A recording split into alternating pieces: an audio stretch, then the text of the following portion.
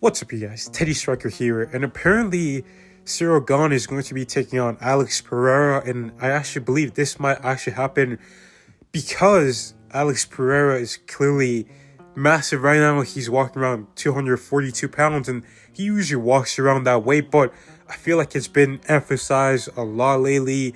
And he had this one video with Sean Strickland where he kind of teased that he was potentially actually going to move up to heavyweight division. Real sweat. Yeah, you're looking like a real heavyweight. Hey, you're going on the third. You're going on the third time. No maybe. No maybe. Bro. You're doing. I don't know. You're doing. Hey, don't let him say maybe. He's doing. Another reason why I think this might be true is because Ciryl is still dealing with his eye surgery, or is he?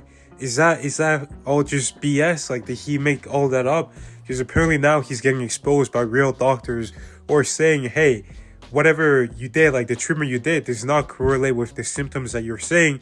So I'm not saying Ciryl a liar, but I don't know when the guy's going to fight again. And he doesn't know when he's going to fight again either. So let's move on. And what a perfect fight Ciryl Gane versus Alex Pereira is. I mean, both guys are incredible strikers. Alex Pereira is very dangerous, and I do believe he has the ability to knock Ciryl Gane out. I'm not saying he's going to, but I feel like light heavyweights are they're kind of the same as heavyweights, except they're generally more skilled and they're faster. And I feel like if you can put some light heavyweights to sleep, you can definitely put some heavyweights to sleep. And it's going to be a very interesting fight. Ciryl Gane, I think he's going to fight mainly out the southpaw stance where he's got access to that jab. And look at this clip right here. Ciryl Gane steps out of range and he plants his feet in as Ciryl is stepping forward, and he's planting his lead foot down on the ground. Ciryl Gane is able to time him with a beautiful jab that clips him right on the nose, which shows the timing and accuracy of Ciryl Gane's jab. He's got an excellent jab that I think will be incredible against a guy like Alex Pereira. I also think that Ciryl Gane is one of the better defensive fighters that Alex Pereira will face. I know he just fought Ankalaev, who has some pretty good striking defense, but when you look at guys like Yuri, Khalil, or Jamal, like those are guys that are there to be hit. Like guys like Yuri and Jamal, like especially Yuri, he's known to take one and then he'll give maybe two or three. And Jamal, we look at his fight with Thiago Santos, he was trading shots back and forth. And the same with Khalil Roundtree, he gets hit more than he hits his opponents. But another thing about Ciryl Gane is his striking accuracy. The guy is very accurate. He lands he's got an accuracy of about 60%, which is very high. He lands most of what he throws, and compared to some of Pereira's opponents, their accuracy isn't the highest, but they're still able to at times get to him. Ankalaev was still able to get to him. Yuri, in the first fight, was able to get to him, and so was Khalil Roundtree. We saw those first 2 rounds, he was lunging in from range, and he was getting to Alex Pereira. To be fair to Pereira, he can absolutely get to Ciryl Gane. I think he'll have a lot of success with head kicks and combinations in this one, especially the head kicks, because Ciryl Gane is going to be fighting mainly out of the southpaw stance. And we've seen Pereira get knockouts in kickboxing and also in MMA with his head kicks.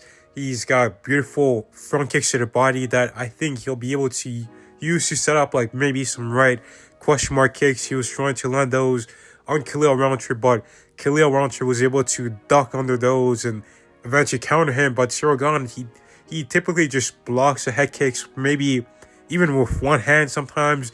And with the force of a kick, sometimes one hand is not enough to protect you.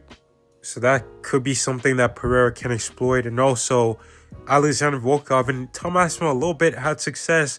As soon as they were done kicking, they would punch Ciryl Gane. Maybe while Volkov's leg was still in the air, he would follow up with a right hand to catch Ciryl Gane off guard. And Pereira has done something similar, except he threw a left hook off the right kick, which could be really, really deadly for Ciryl Gane. Maybe Alex Pereira can force Ciryl Gane to move to his right by blasting him with a head kick and then coming back down with a left hook.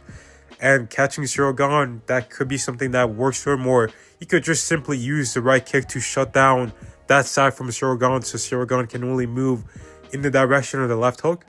But another way Alex Pereira could have success is if he's able to throw combinations, typically heavyweights against Ciryl Gane. They're usually only throwing one shot. They throw a big shot and Ciryl Gane is able to evade it.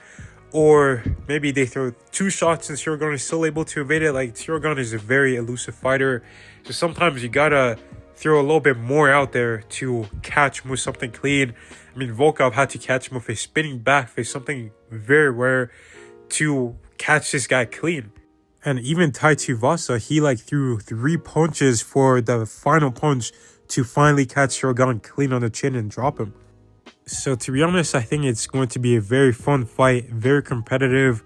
I want Ciryl Gane to win and finally become a heavyweight champion, but right now, I'm leaning a little bit towards Alex Pereira. I feel like Pereira's striking experience and the fact that he's been in there with faster fighters, he's been in there with really, really high-level strikers, I think it's going to give him a bit of an advantage. But Ciryl Gane is going to be locked in. I mean, he's been locked in for a long time now.